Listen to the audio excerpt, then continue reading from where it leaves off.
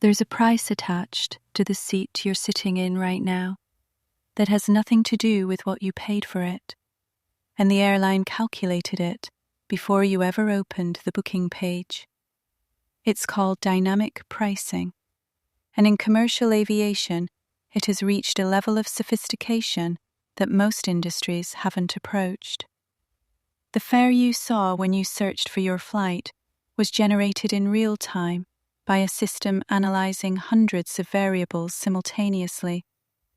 How far in advance you're booking, what device you're using, what your search history suggests about your flexibility, what competing flights on the same route are doing, what the historical load factor on that specific flight looks like at this point in the booking curve. What people don't realize is that two people sitting in identical seats on the same flight may have paid fares that differ by hundreds of dollars, and both fares were considered correct by the system that generated them at the moment they were generated. What's interesting is how old this system actually is. Airline revenue management as a discipline traces back to American Airlines in the early 1980s, when Robert Crandall's team developed a system called Sabre that allowed the airline to sell discounted seats to leisure travelers while protecting higher fare inventory for late-booking business travelers. It was considered so competitively significant that it was eventually investigated by the Department of Justice.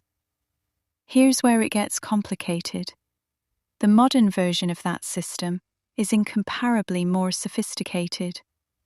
Machine learning models now adjust fares continuously, respond to competitor pricing in near real time, and in some implementations, factor in data points that passengers would find surprising if they knew they were being used. And this is where it shifts. The advice you've heard about the best day to book, the best time to search, the incognito browser trick, some of it has a basis in how these systems work. Most of it has been overtaken by systems sophisticated enough to account for those behaviors. But the detail that stands out most is this: the price of your seat was never a price. It was a prediction about exactly how much you were willing to pay at the exact moment you were willing to pay it. Did you know the fare you paid was calculated specifically for you at the moment you searched?